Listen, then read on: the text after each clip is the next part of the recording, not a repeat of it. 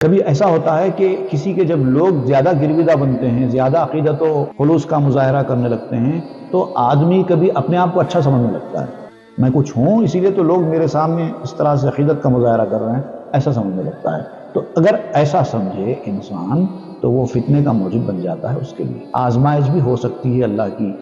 کسی کو زیادہ عزت دینا، کسی کو زیادہ مقام دینا،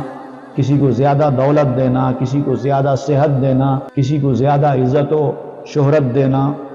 یہ اس کے لیے آزمائش بھی ہو سکتی ہے۔ ایسی قوت گویائی کا پیدا ہونا، ایسے علم کا پیدا ہونا انسان کے اندر جو لوگوں کو اٹریکٹ کرنے کا موجب بن جائے، وہ فتنہ بھی ہو سکتا ہے، لیکن یہ جو دل کے اطمینان کی جو دولت ہے اس کے اندر فتنہ نہیں ہوتا، اور یہ اس سے بڑا کرم ہے۔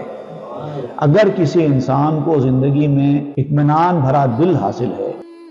اس کو کوئی ٹینشن کوئی پریشانی نہیں ہے، سکون میں جی رہا ہے، اور جو مل جائے اس پہ خوش ہے، اور جو نہیں ملتا اس کو وہ خاطر میں نہیں لاتا، پلٹ کر دیکھتا بھی نہیں اس طرف، اگر یہ صورتحال اس کو حاصل ہے تو اس کا مطلب اس کے اوپر ایسا کرم ہے کہ جو امتحان سے خالی ہے۔